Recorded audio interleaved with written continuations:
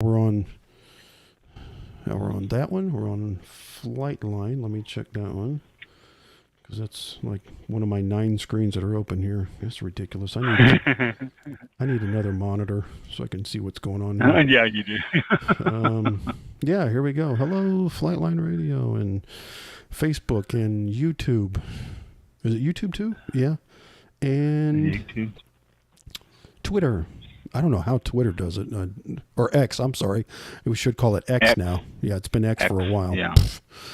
Yeah. Or the X, the formerly known as Twitter. Yeah, that's it. Yeah. Which is still calling it Twitter. 1 minute until showtime. So let's let me get ready. We already have somebody on the phone lines. All right. Yeah. I'm not even on the. I've been looking at other stuff here while we've been talking, and I'm not looking at the studio. Yeah, we do. I wonder if that's Tobin. Well, 805. Is that California? I'll find out. I can do a search real quick. Watch, she's going to give me the 805 area code is California, Santa Barbara County. Yeah, that's all right. Yeah. Paso Cool. Robles, that might be Santa Barbara, I'm not sure. Or he might be down south. I don't know. Well, we'll see. Tobin, you can hear us, I know. So welcome to the show. Out. We'll bring you on in a few minutes. Yeah. And if that's not you, we have no idea right now. Yeah. Your show will go live in 5 seconds. 4, 3, 2, 1. Boop. 1. Blog Talk Radio. Here we go. This is All About Wine, the talk show dedicated to the wine industry since 2009. Featuring winemaker, cellar master, vineyardist, and tasting expert, Ron. Basically, what we're trying to do on this program is just trying to educate people and trying to make wine less confusing and more friendly. From coast to coast and around the world. We really have had some neat people on the program. I love that. Post your questions and comments during the live show on our Facebook page at www.facebook.com/allaboutwinebtr. Again, that's www.facebook.com/allaboutwinebtr. And now, All About Wine is on. Here's Ron.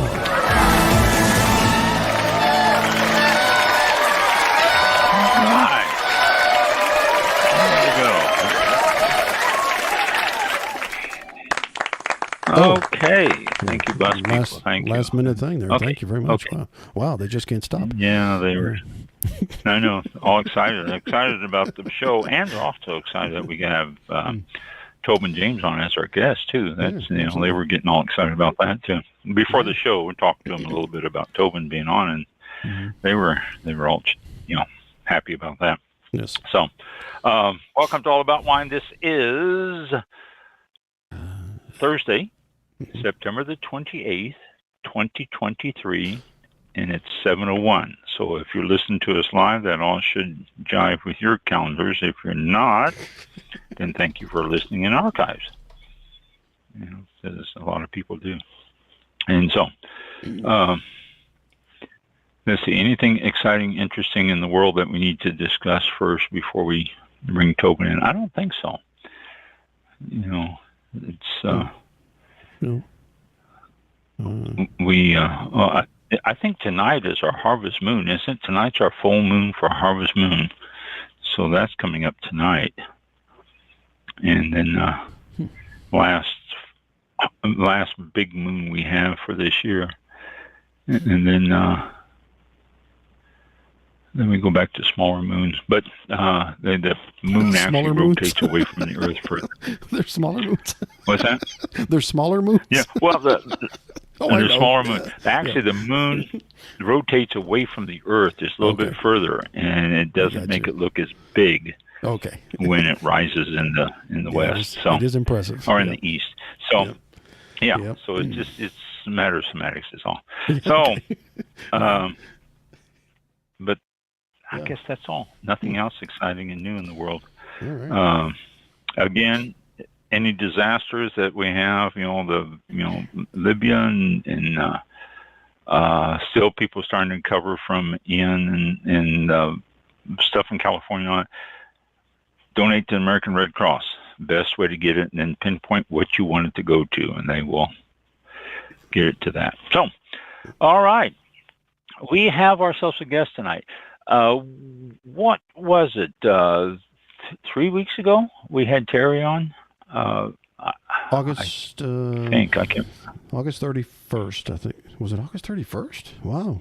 Okay. Yeah. Was it that soon? Mm-hmm. Yeah. Oh, really? That's what I've got. Well, that was about 3 weeks ago, I guess. Yeah. Yeah. That was exactly 3 weeks ago. Wow. So, no, I was pretty good on that. I never remember that well.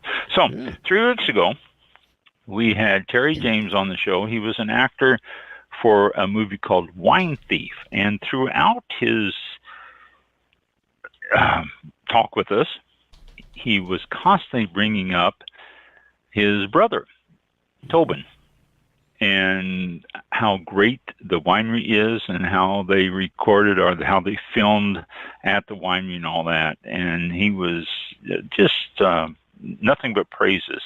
So tonight we have Tobin on from Tobin James Cellars is what it is. It's I kept saying winery, but it's Tobin James Cellars. And he's waiting in the green room, so we will bring him out, and if I can find my cursor, we'll bring him out, bring him on the show. Welcome to All About Wine, Tobin. Hi, guys. Can you hear me? Yes, we can.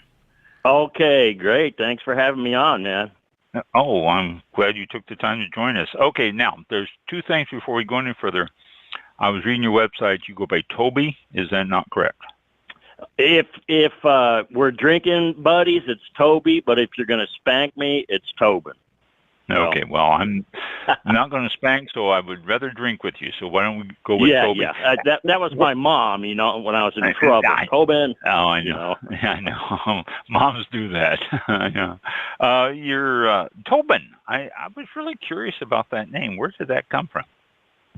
It's Irish, and my nickname's Toby. Everybody calls me Toby, and that is a beer, one of those Irish beer mugs with a face on it. That's called a Toby. Oh, so I'm 85% Irish. Okay. Yeah, I'm like 65, 70% Irish myself. So, yeah. Tobin, I never considered that as Irish. I just didn't think about it. Oh, hey, all right. There's not many of us around, believe me. I can imagine. Well, not around here. Maybe if we go to Ireland, we can find a bunch of them. But, but not here. You're right. So, you heard me talk about your brother just going on and on about how great Tobin James Cellars was, and how great it was to record the movie there and all that. Oh, I have a lot of questions. Okay, let's start out with the movie since I just mentioned that. Wine Thief.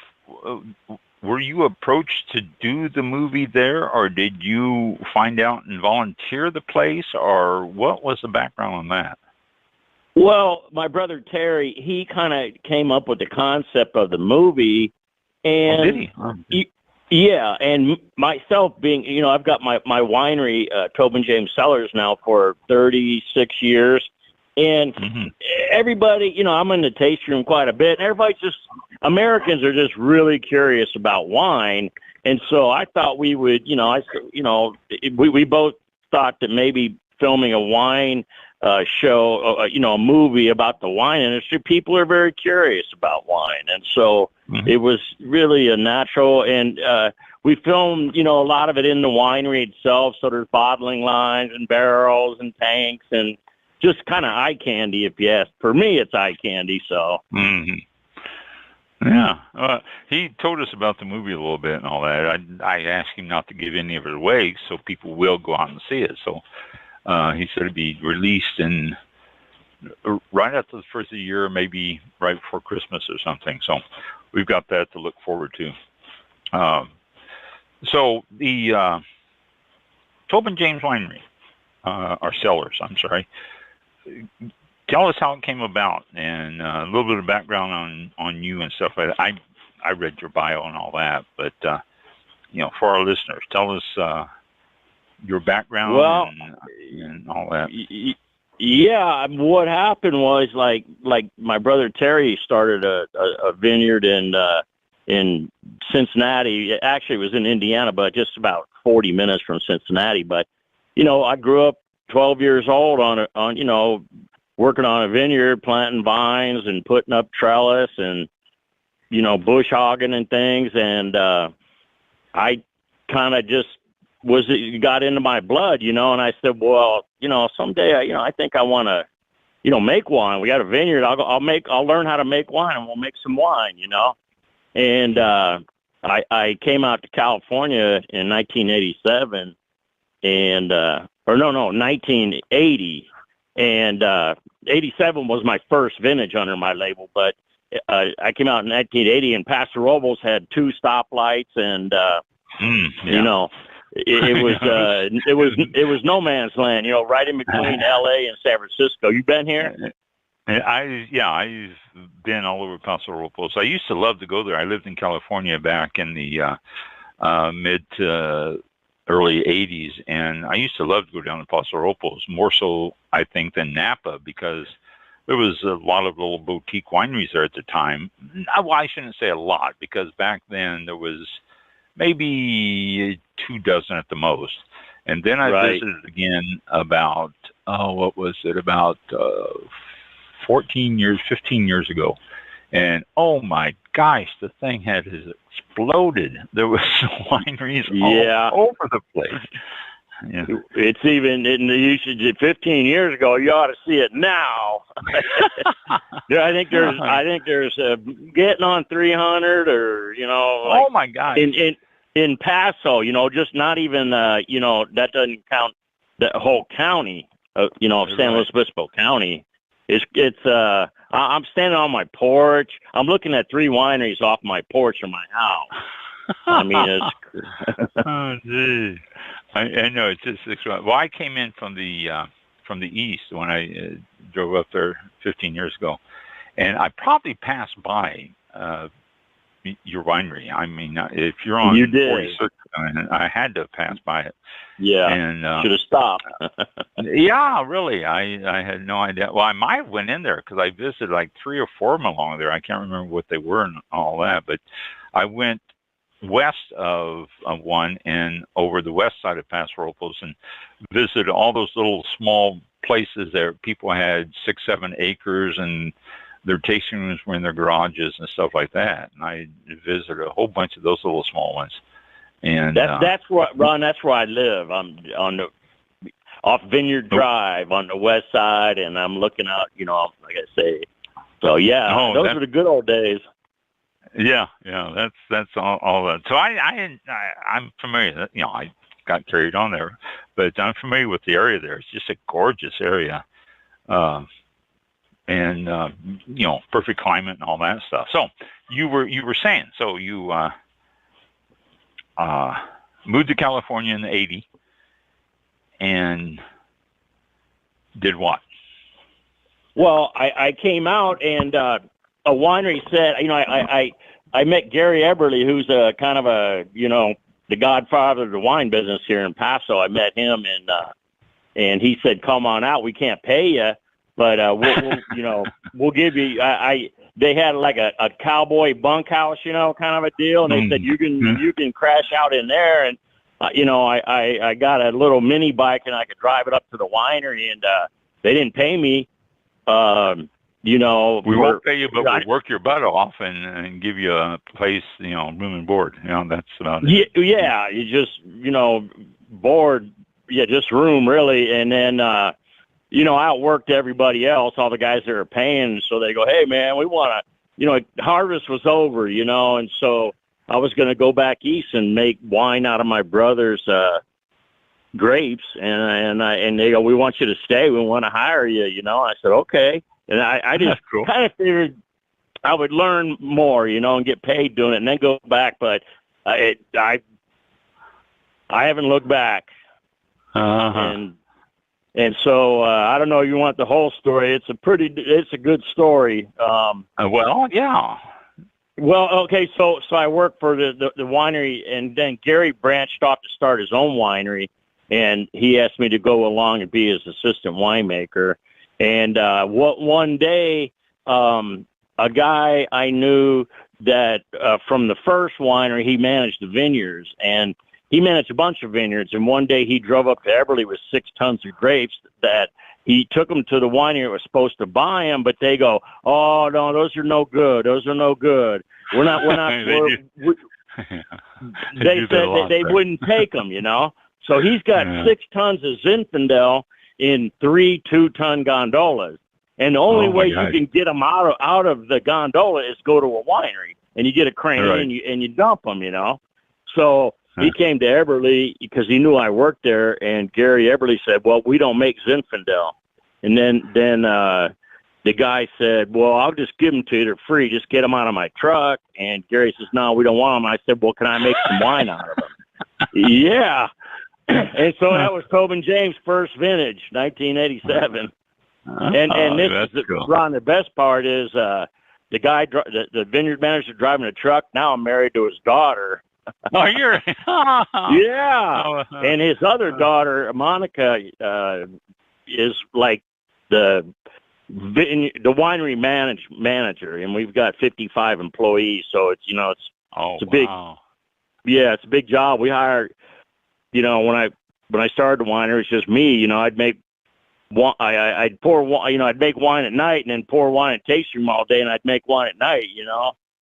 I don't have a trophy winery, where some guy's a billionaire from, .com or something.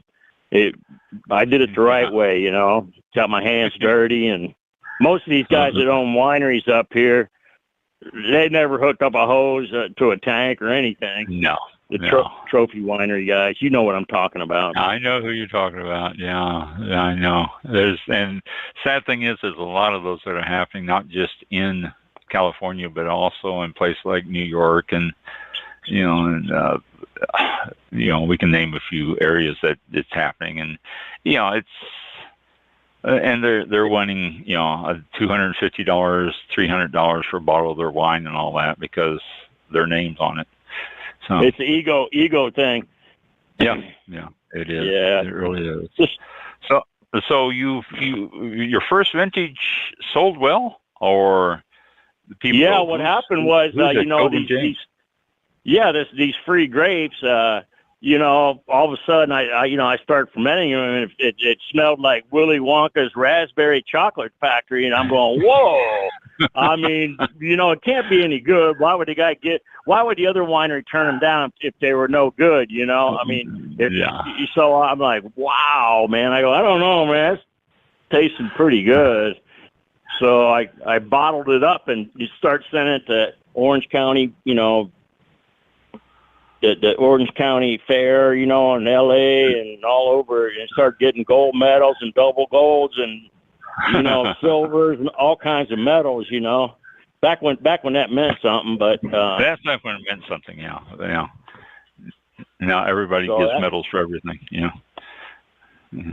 Yeah, you can pay those. Yeah. So and of course back then, Ron, nobody, I'd go try to sell my wine. My name's Tobin James. I got a winery in Paso Robles. They go, is that West Texas or East Texas? I go, no, that's El Paso. And now, my God, people in Europe know about Paso Robles. Oh yeah, it's exploded in its popularity. And I saw it from the very beginning. Yeah, I was around there, just before you got there even, and I saw how small it was, and then how it just exploded over the years. It's just amazing. So,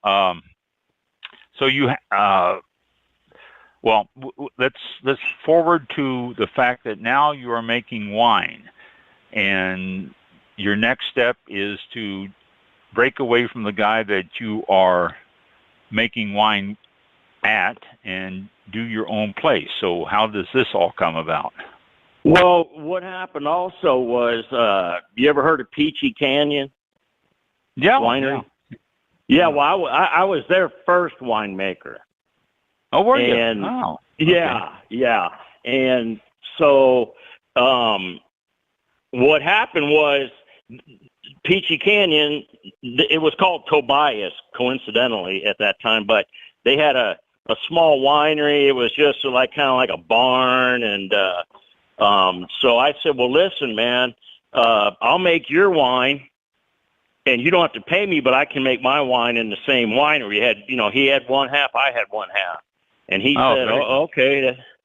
And so we were both a couple thousand cases each, but I made a wine for them that was like 69th best in the world in the Wine Spectator. I didn't even know what the Wine Spectator was. Yeah. So it was like, whoa, these guys came down, took pictures and interviewed us. And so Peachy Can just took off, And just a lot of, man, I should have just made a story out of, the way things went down, but it was, and Peachy Canyon now is, it's a household name here. But so then I bought, some land on 46 and on Highway 46 and built, this winery just, by myself.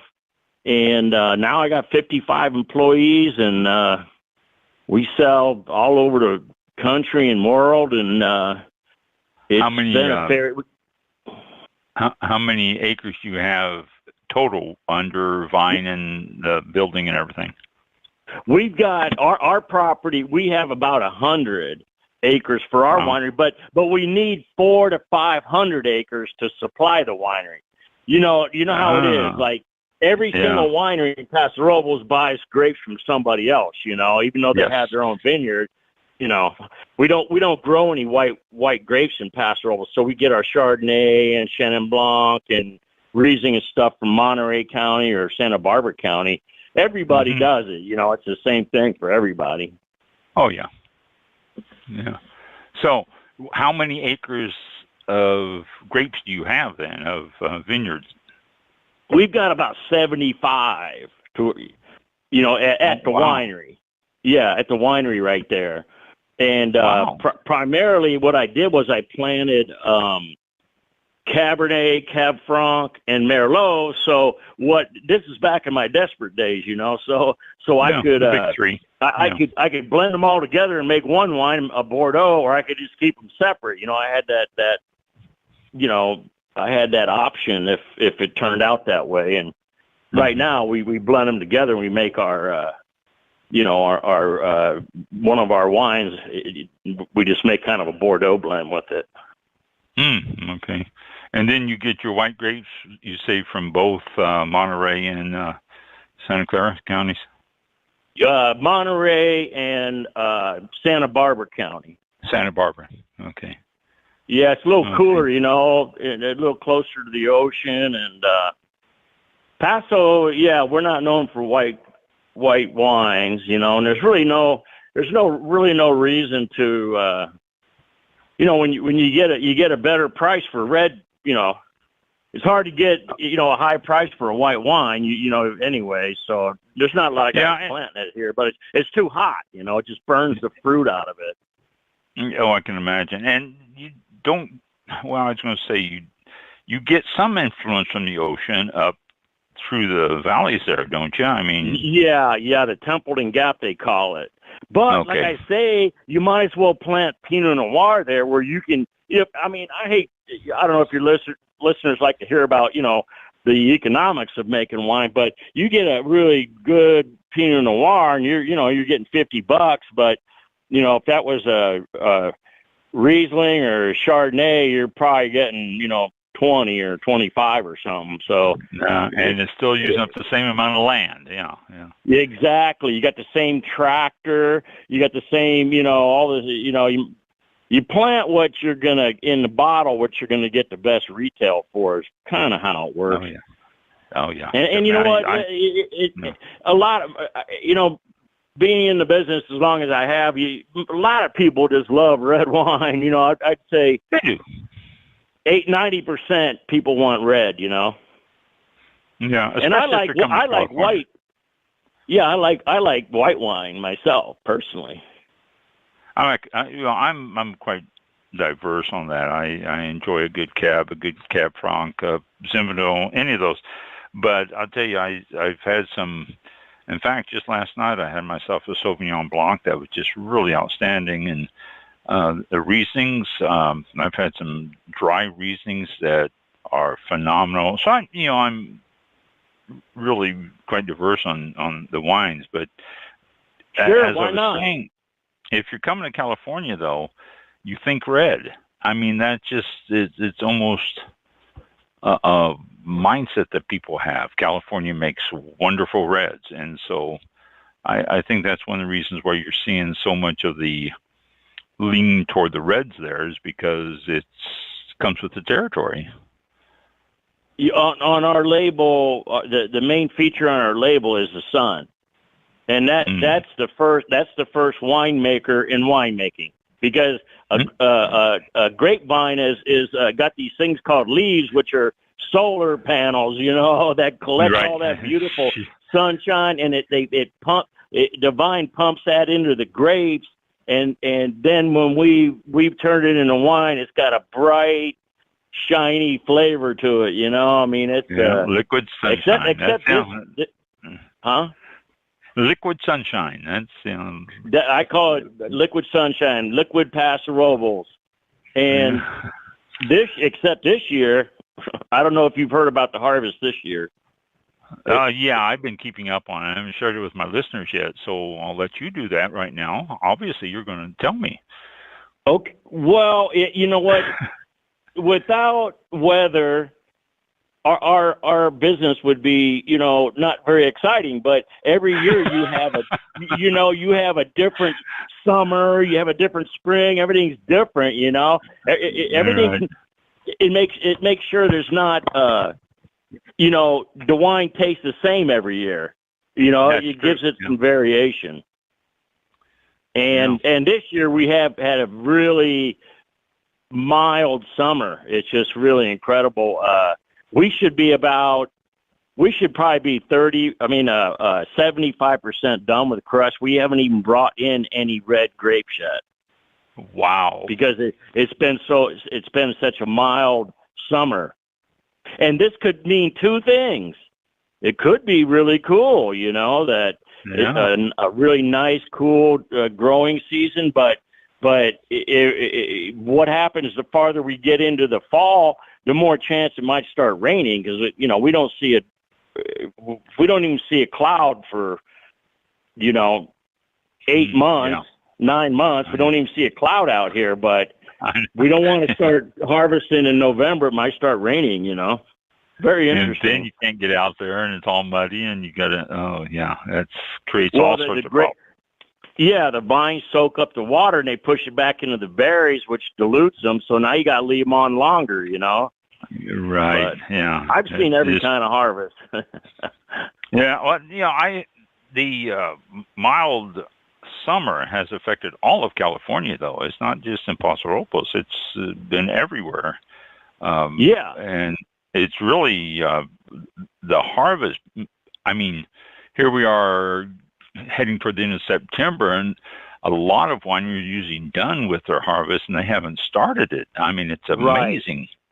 Yeah, I heard Napa is on target, but it's just like the Central Coast is it's a big state, So what happens in Paso and Napa is two different things. Well, Sonoma is running late on their harvest, what I've read and people I've talked to, and the same thing with Monterey. They're running behind on normal harvest, and let's see, there was a couple other areas that Mendocino is behind. Ron, it's incredible, but we're a month behind. A month. Wow, that's a lot. That's a lot. Yeah, that really is. But you know what? It'll make for a memorable year, I'm sure. And it could make for some fantastic wine too, as long as you don't get any rains. That could be just some phenomenal wines coming there, because that fruit set and get the sugars up a little bit, and that's going to be great as long as you don't get rain. Yeah, you know what? If you have grapes on the vine for a long time, that's kind of good, but then they get kind of, they start getting a little bit tired, and then you put rain on them, and they go downhill real quick. If it rained in, July, August or something, they're still real tough. So right, yeah. We'll see what happens. It'll be interesting.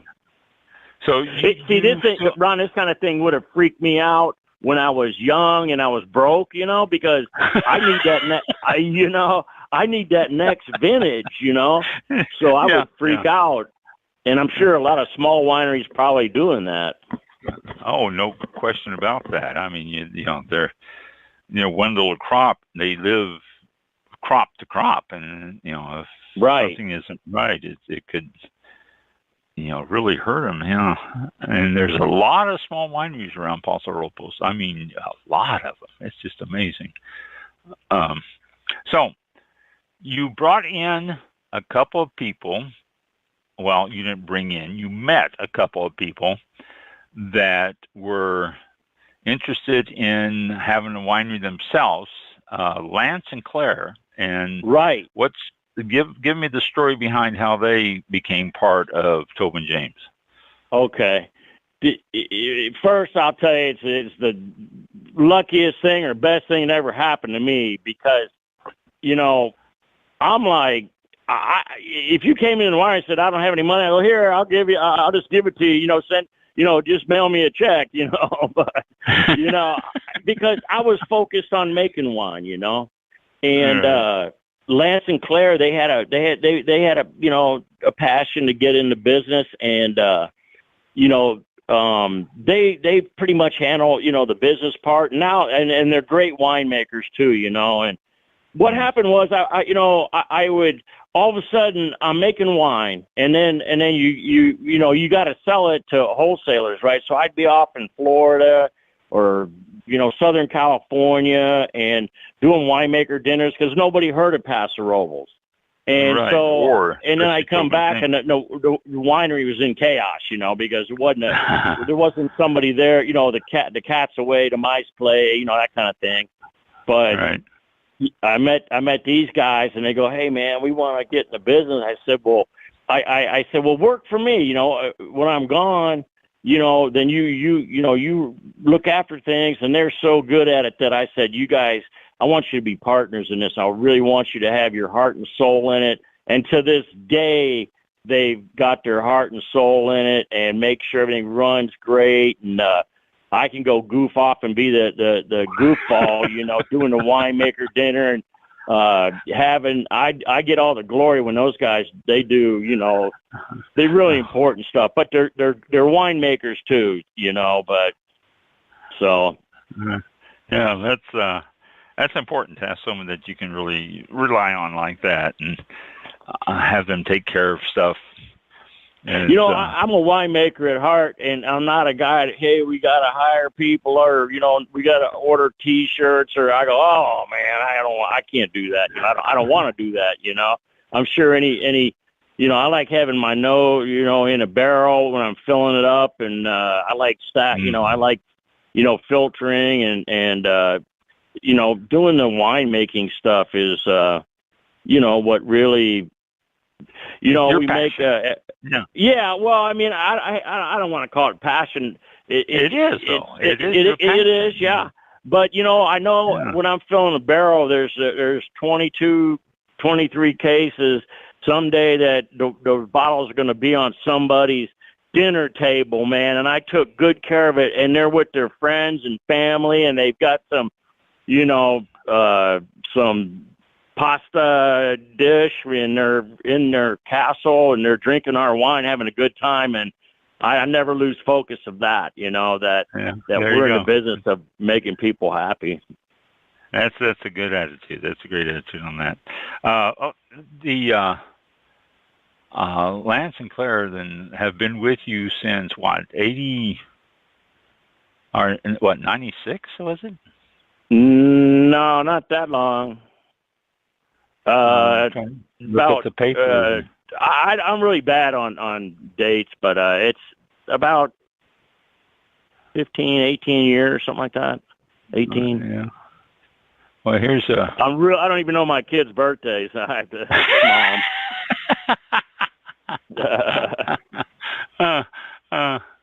Let's see.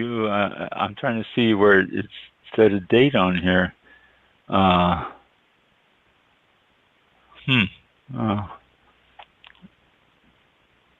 I'm trying to look at the website here and see if I thought I saw a date that was. Okay, you built the one in '93, and they joined you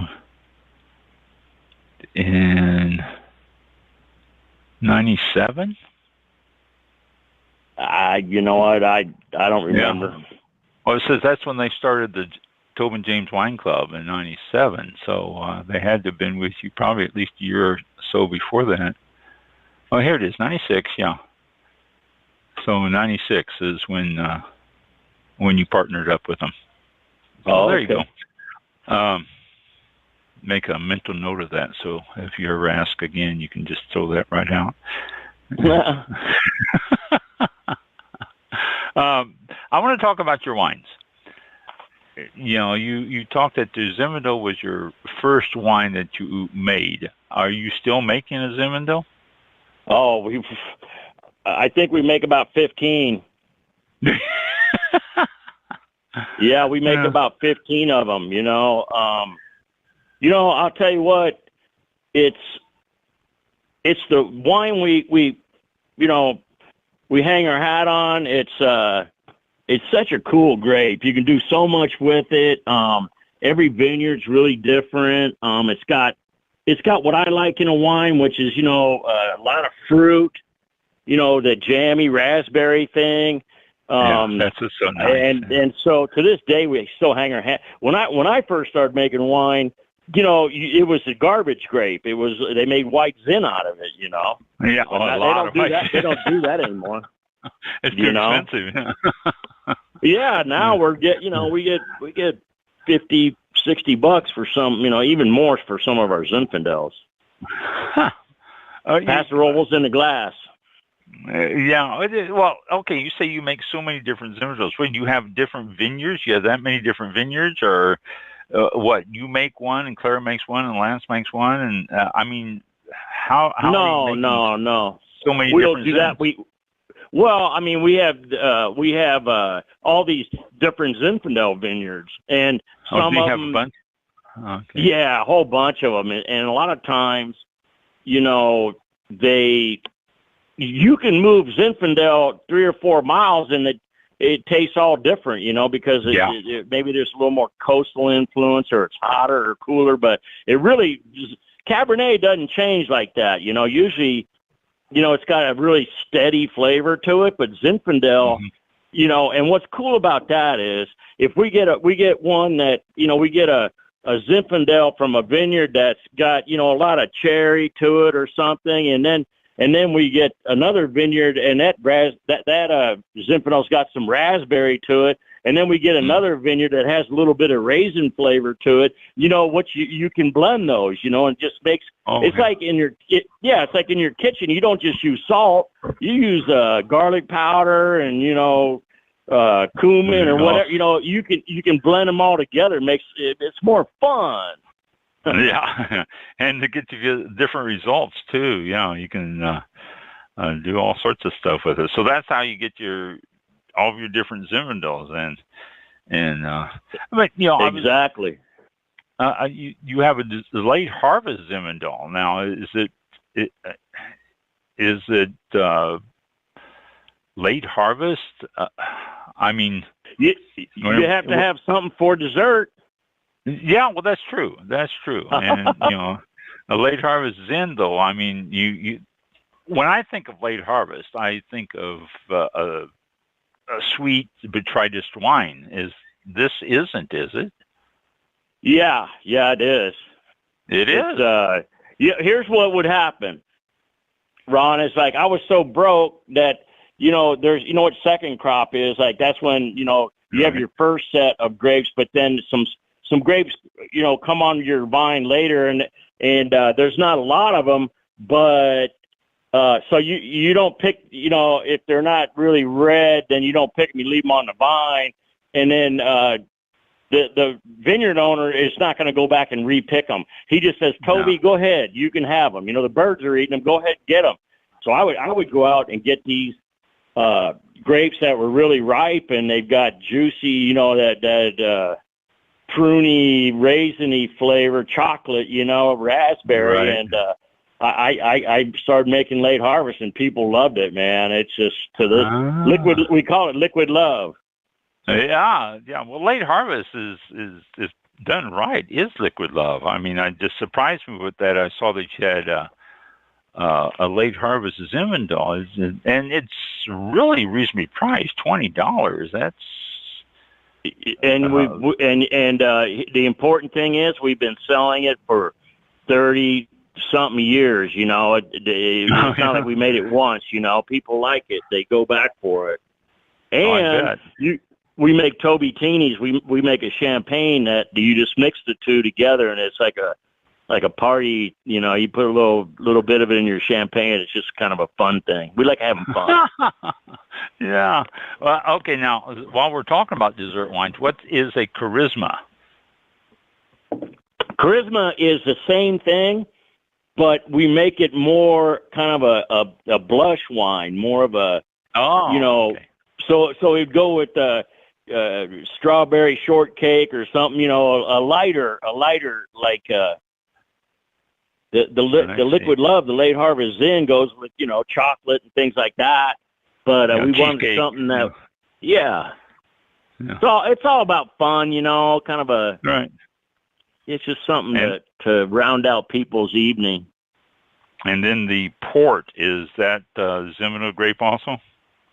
Yeah. It's well, I mean, just like any wine we make, usually it's Zinfandel, but it might not be. Might be a blend of certain things. Every year is different, and so it's a port style wine with the high alcohol and I made a strawberry port when I had my winery, and it was very good. Okay, let's see. Now, I'm looking at your wine on your website here. Your Tempranillo, you getting that from that and the Sauvignon Blanc and the Chardonnay, all from Paso Robles or Santa Barbara? Well, the Tempranillo we get here in Paso Robles, but the Chardonnay and what'd you say, Riesling? We get those Sauvignon from Blanc. Sauvignon Blanc. We get those from Monterey County. Mm-hmm. Okay. But Tempranillo, you actually grow that yourself, then? We have a small patch of it, and the other thing about when you're buying grapes, you're growing them. You don't want to plant 200 acres of a certain grape varietal, and then you only need 100 acres of it. Because we have to eventually sell it in Kroger's or wherever, but if you have, you want to sell your wine for 365 days and then run out on January 1st, and then you start your next, vintage. But of course, it's never going to work out that way. But you don't want wine to, you don't want to sell it for 10 years the same vintage.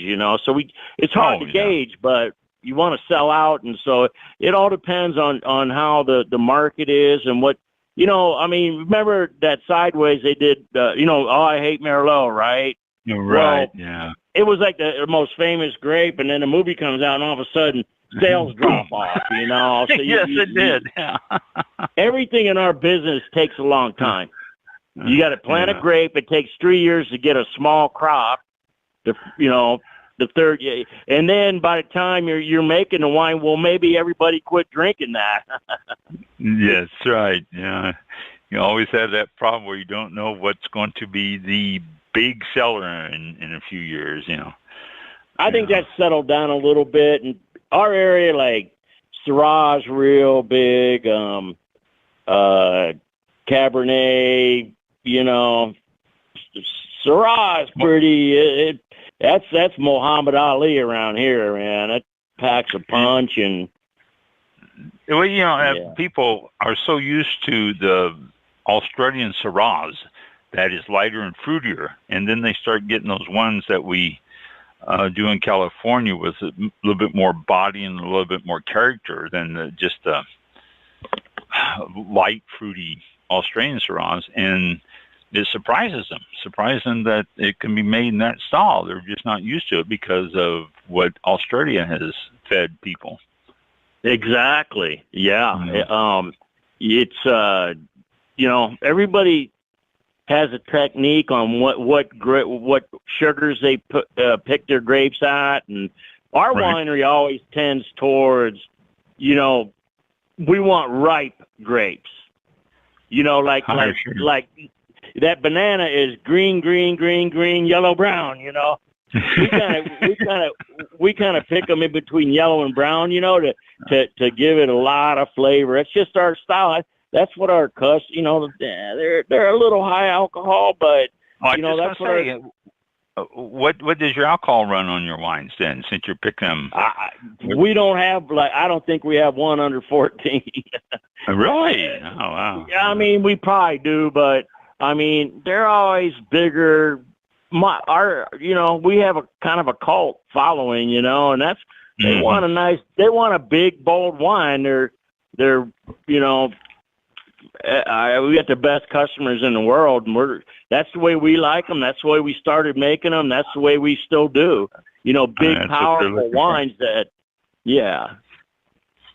that's what they're still looking for.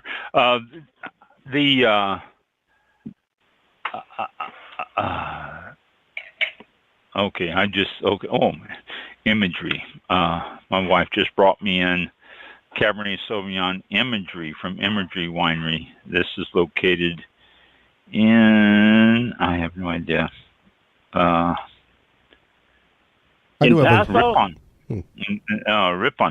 Ripon, California. Yeah, I don't mean that's not us. No, RIPON. I don't know where that is. I do have a question from Facebook if we have a minute or a second. What's that? I do have a question from Facebook, one of our followers on Facebook, if possible. If we can run that through again. I don't want them. I mean, they've been waiting for a bit. They want to know, sure. Did you enjoy the film process, and what was it like having a film made about you? I love it, man. You guys, it was, I've done a lot of things in my life, and making this movie was fun. A lot of it wasn't my idea. They had a writer and they had a director, and my brother, doing it's not a documentary. It's kind of a comedy, but at first, it was kind of a hassle, but then I started to really love it. It was fun, it got pretty fun. And I'd do it again, there's no doubt. I can't wait for it to come out. And I think when we made the film, I said, I want people to learn about wine while we're doing it, why not, and so it was it was fun. So what was the time frame from the time you first started to film until when it was a wrap, as they say? It took about a year because what happened was, what happened was they all came out here, but it took about 2.5 weeks to film it. And then they got back and started editing. And I go, listen, you guys, they showed me, a copy. And I said, we have to have more tanks and barrels, because that's what people want to see, That's the winery, yeah. Yeah, bottling lines, all that. So we came out and filmed for another week, and got the things that I thought that, yourself and viewers want to see, how the insides of a winery, how right. operations, how they work, and and it worked out great. They all agreed at the end of it. But they're not winemakers. They're not in the business. That's why that was part of the part of my input was let's get some winery stuff in there. I love a cellar floor with tanks and bottling lines and crushers and stemmers, and it's just beautiful stuff. Yeah, whenever you see films that have anything to do with wineries, you always see that stuff. That's really interesting to watch the proceeds of that and all that.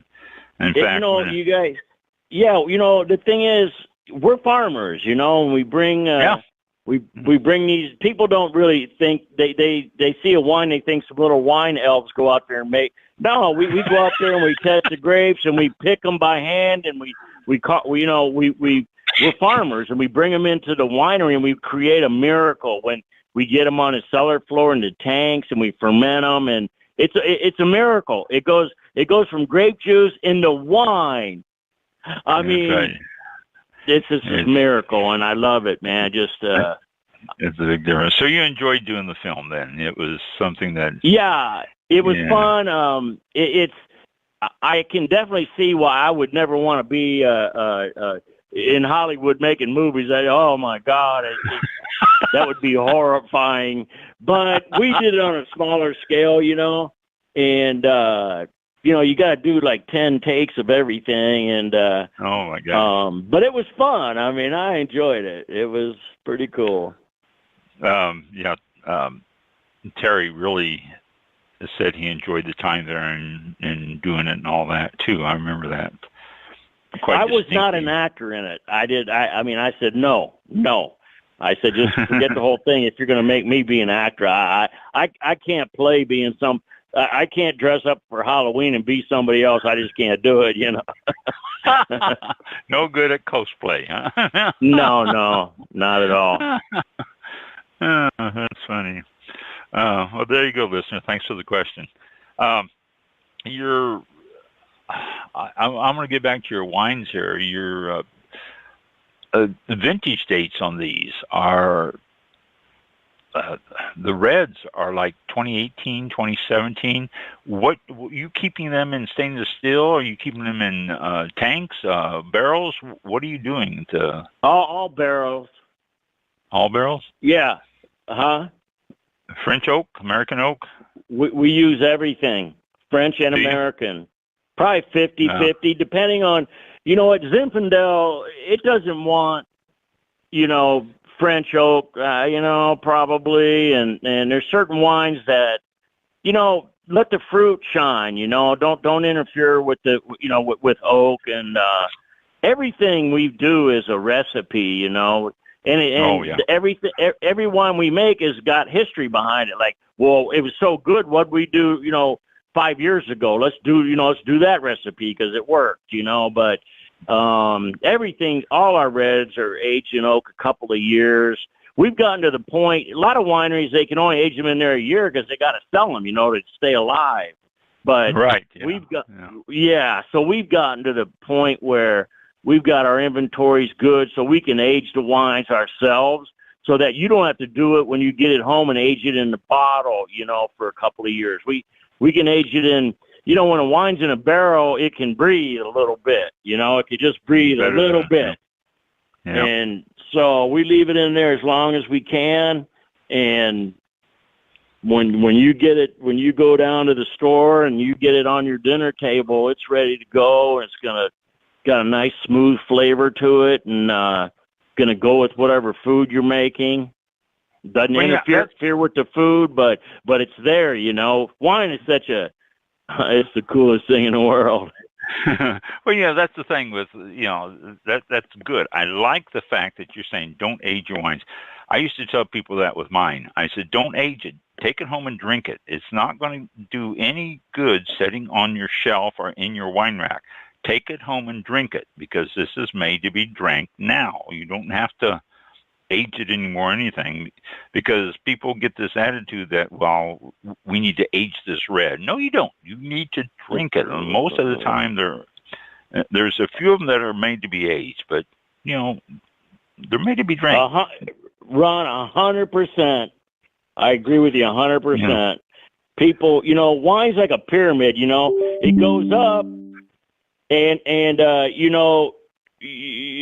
then it starts going downhill on the other side. It's still good, but maybe you should have drank it on the other side of the pyramid when it's fresh and fruity and lively and vibrant and personality, just like it's talking to you.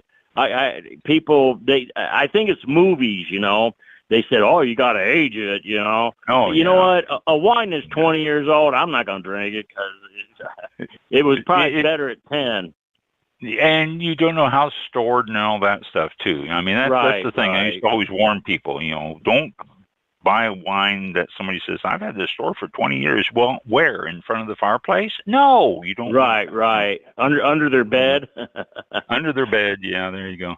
I noticed one thing, that most of your wines really are reasonably priced, especially for California and the reds and all that stuff. I mean, they're from, here's you call it your cash flow red Mediterranean blend, but that's only $15. I mean, you really do have the wine we make for the price. Do you? You know what? Is that? We want to know why? Because when I started the winery, banks wouldn't lend me any money to get a new press or whatever, or a bill. I had to just save. I had to scrimp and save, so we don't owe anybody any money. And we're not doing this ego thing where I got to have a helicopter pad out, and, all that BS, that goes with it. We're a working man's winery. We love. To be affordable. People that charge $100, $200, they're thieves. I mean, I know what it costs to make a bottle of wine. And I do too, yeah.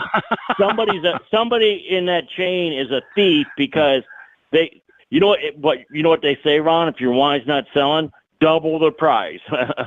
Yeah, I know. Americans fall for that, they fall for that really game, good, Yeah.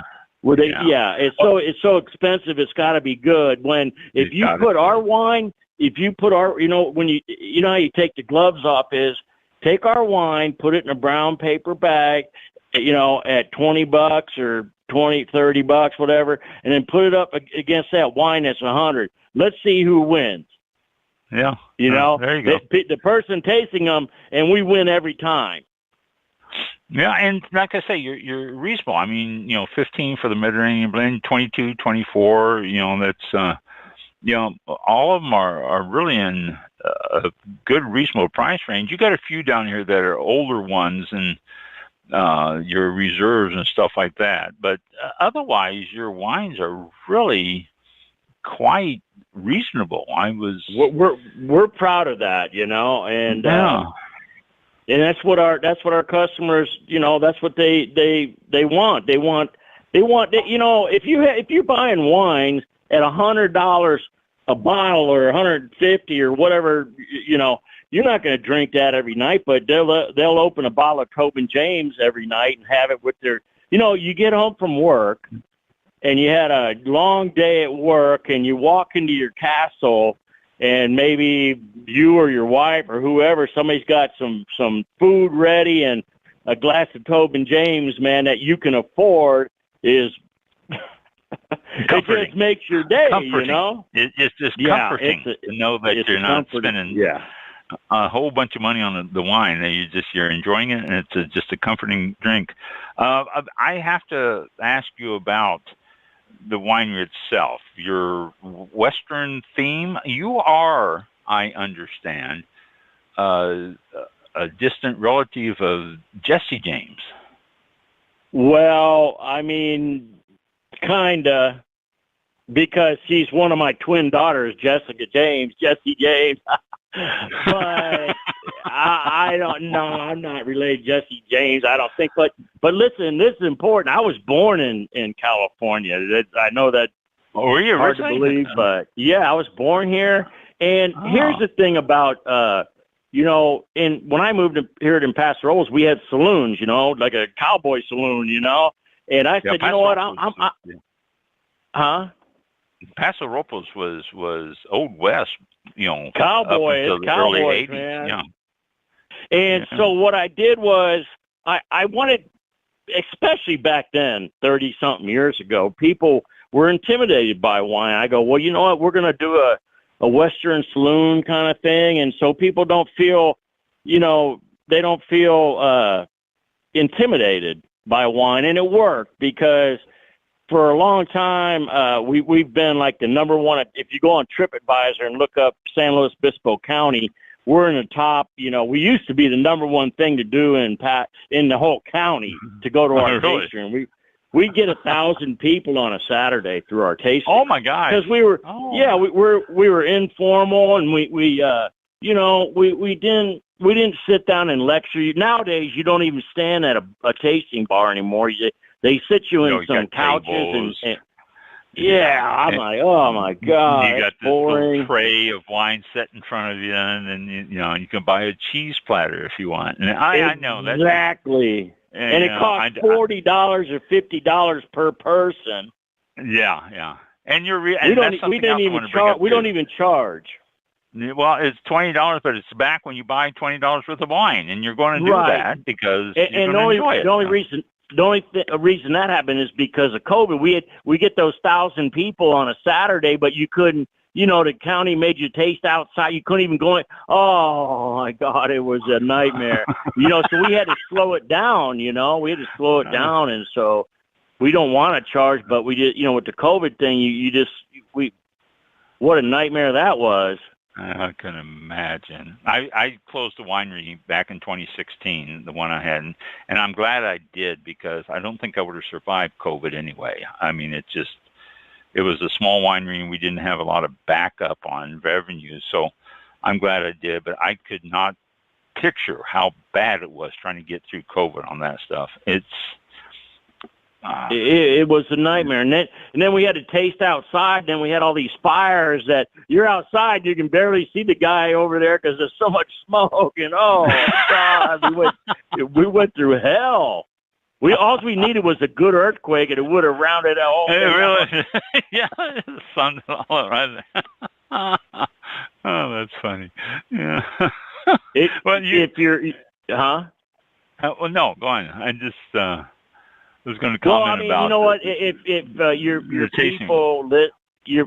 your people listening haven't been here, it's the center of the universe for me, and I think 99% of people that would come to Paso, it's what they don't go to. I mean, our brother Napa. I mean, I think people have more fun in Paso Robles.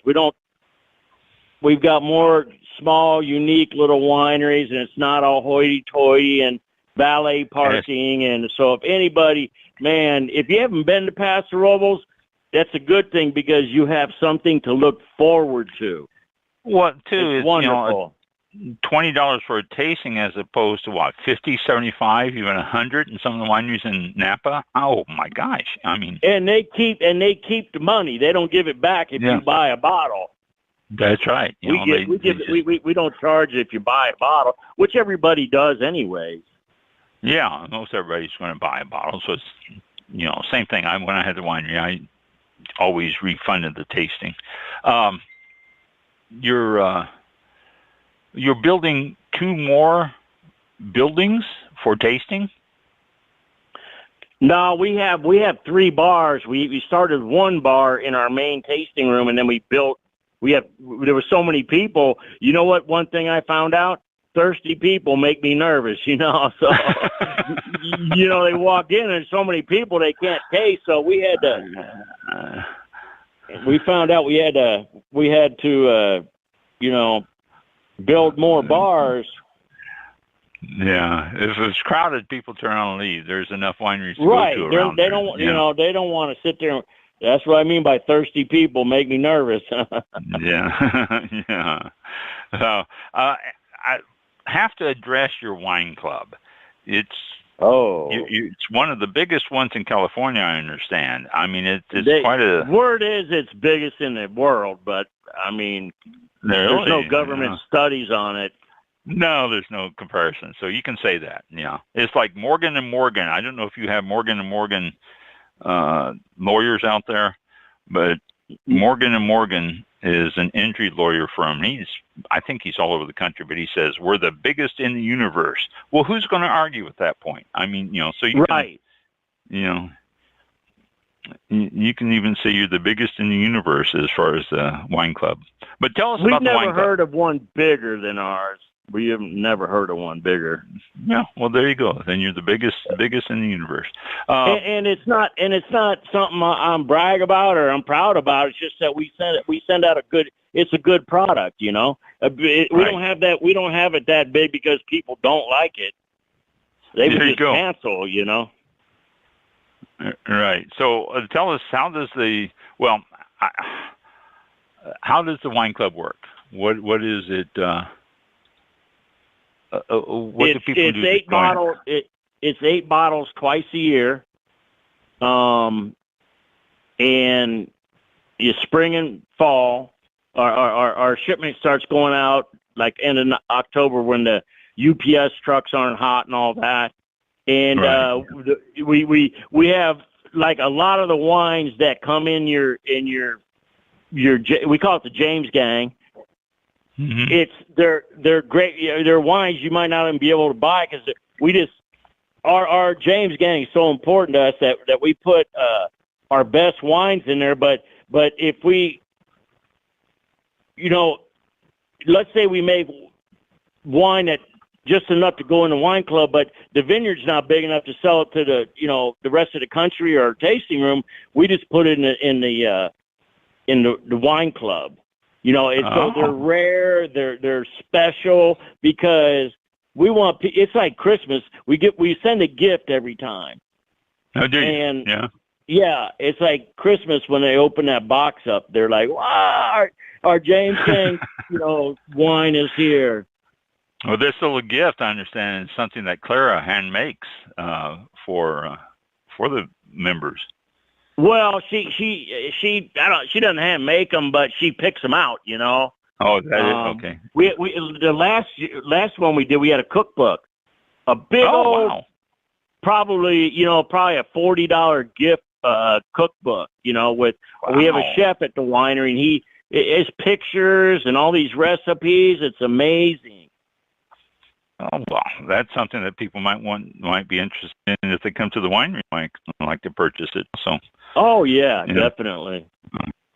Yeah. So to join, they just need to go to your website and they can sign up for the wine club. Yeah, that's it. And here's the thing is, we are so phone friendly that you can call the winery and you're going to get a lovely person on the phone that wants to talk to you and find out what you like and find out and wants to tell you all about the winery. That's what we're all about, is customer service. And you're not going to talk to somebody in India, Oh, you're not going to be put on hold. You're going to have a good time talking to my girls there in the office. Are you open 365 days a year, or what days do you close? We're closed one day. Christmas Day. That's the only day we're closed. And you know why that is? Because I lived above the tasting room, so I'm like, well, Thanksgiving, so what? We're open, man. We're broke. And now we can't shut.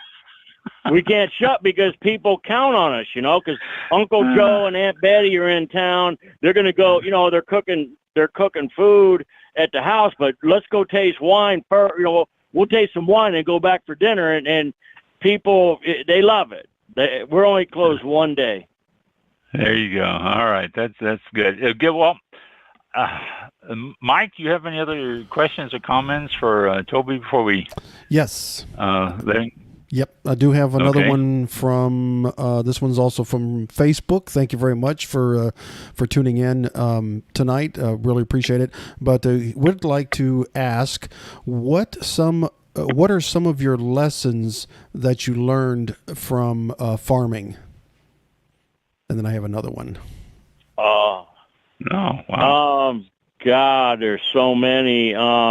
you know, if you're at your house, wherever you live in the world, any plant that grows around your house is, you know, hopefully the landscape, the guy, he knows what grows good there, you know, and through the 45 years I've been here, we've narrowed down to which grapes grow the best here, you know, that love to thrive in Paso Robles. And that was always, you know, was interesting as far as the farming was, is finding exactly what grape really likes to thrive here. Because when I moved here, there was, you know, like you said earlier, there was like 10 wineries.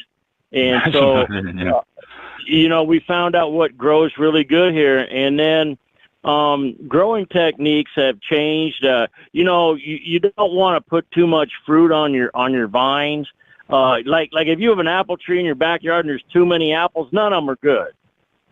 Right. You know, you can't have a tree, you know, you can't be greedy and you know, you get less apples, but they're better, you know, but that's the same thing with grapes. You might get less grapes, but they're higher quality. And so you know, that's why we would, you know, if a grower keeps that in mind, then we know to go back to him again next year. He wants to sell us grapes and we want to buy his grapes. So when he finds that balance of, you know, quantity versus quality, that's the most important thing I've learned. And you know what will grow there too, so that makes a difference. Yeah, I mean, it's coming.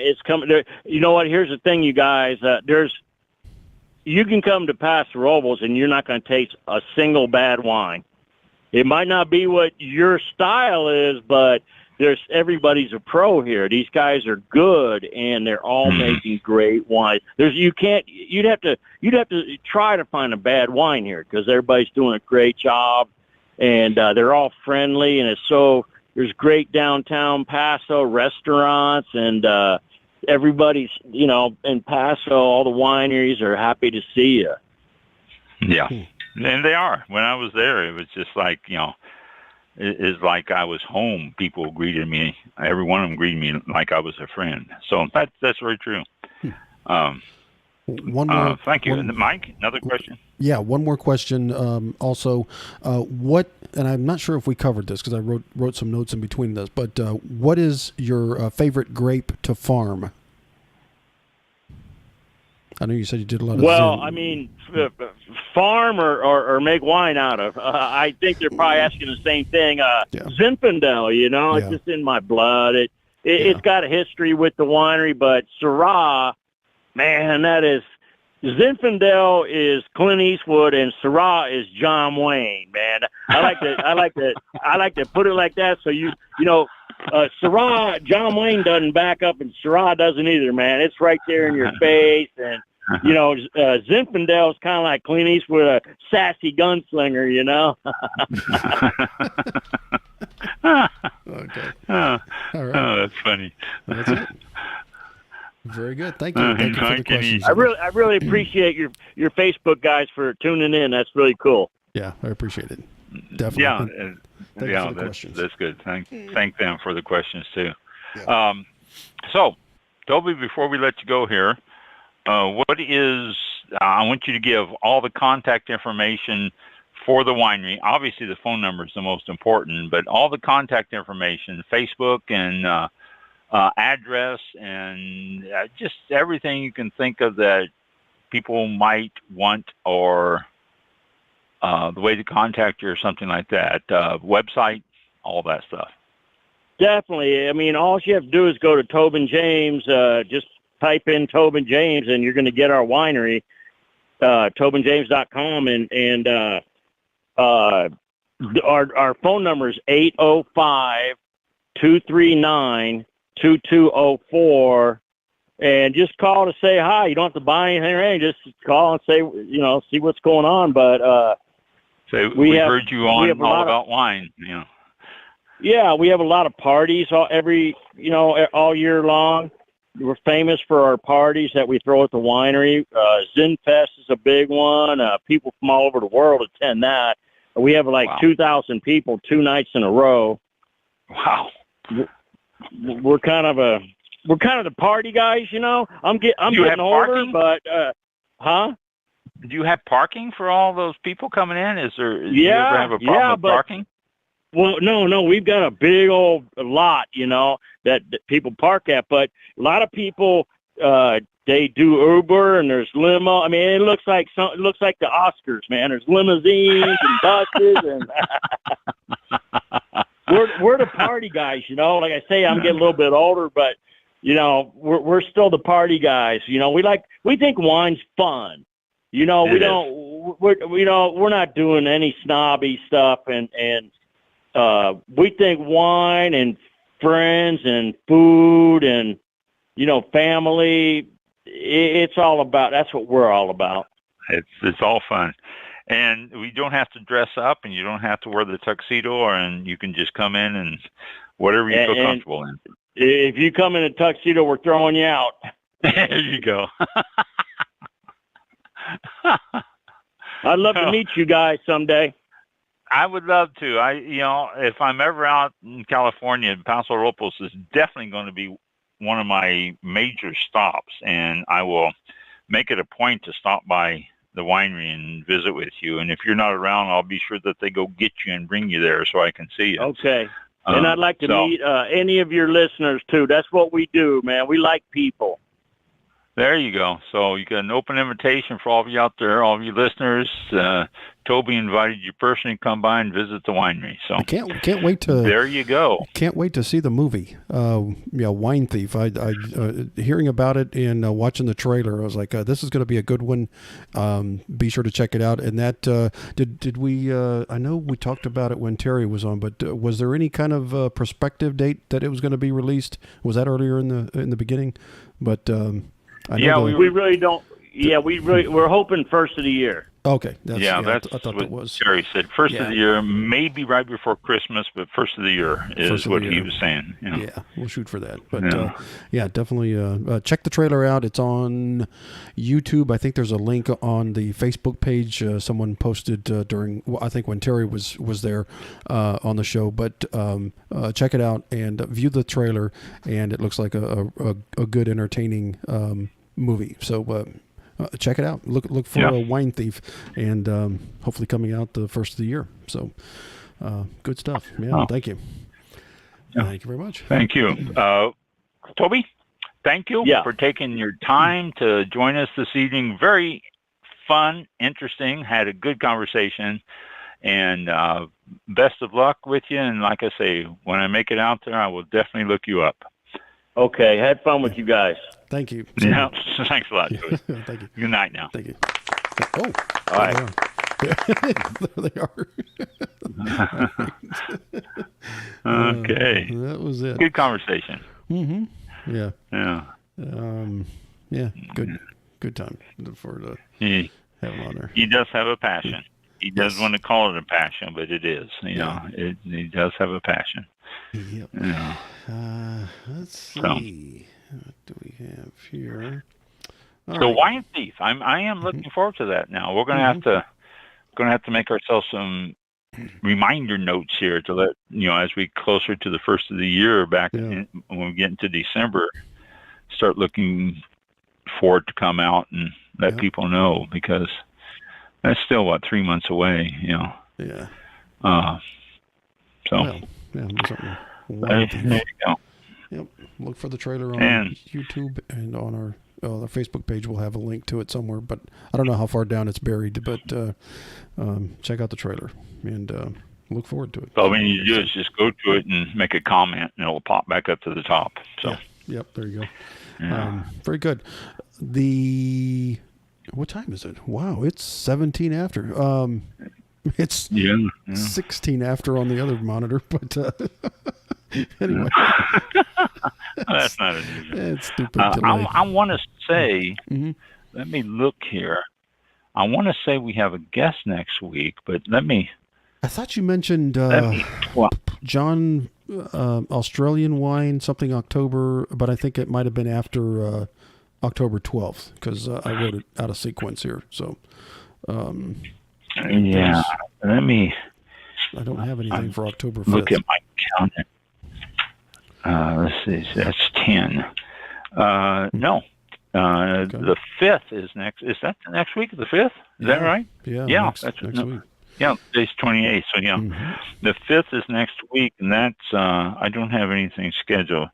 But then after that, we got Anna from Naked Wines, and then after that, we got John from talking about Australian wine. So Anna comes in from Naked Wines. Everybody knows Naked Wines. They're all on the shelves everywhere. So it should be fun talking with her about that. And so, all right, very good. So nothing next week, no guest next week, but we do a couple weeks after that, and then I might get a hold of someone who's been on before for the 26th, right before Halloween. I'll see what I can do. So, okay.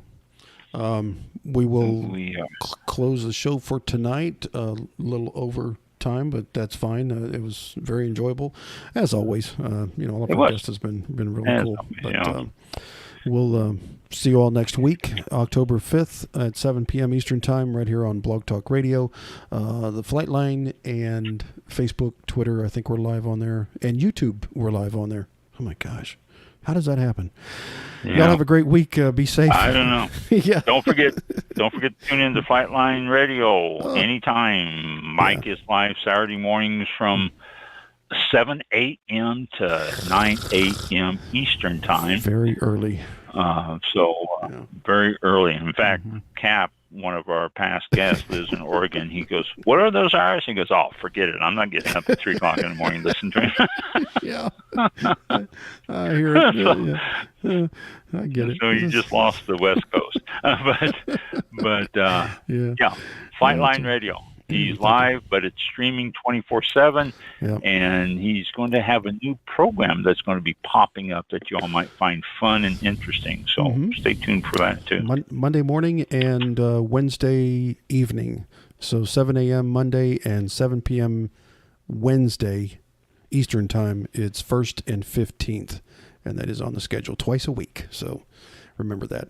We're giving them a morning drive time and a evening drive time. So no excuses. Turn into the show. It's very fun. I listen to it on the way to work, and I mean, those guys they're just the way they talk, and sometimes a couple guys talking about just really funny stuff there. And some of it's unnecessary, but it's funny to hear them talk about it. I know. It's like, what did he just say? And they start on a subject, and about 20 minutes later, they're so far off that main subject that you're going, how did you get here? It's very, very entertaining. So, we're replaying it there. So, have a good week. Thanks for tuning in. And, thank you. We'll see you all next time on see you next time. All About Wine. Thank you. Where's the button? Be safe out there. This concludes tonight's broadcast of All About Wine with your host, Ron. For show information, links to All About Wine on Twitter and Facebook, or to be a guest on this show, visit the show website at www.allaboutwinebtr.com. Archived shows are available for download on iTunes or on our show page at blogtalkradio.com/allaboutwine. Thank you for listening. Drink responsibly, and we'll see you next time on All About Wine.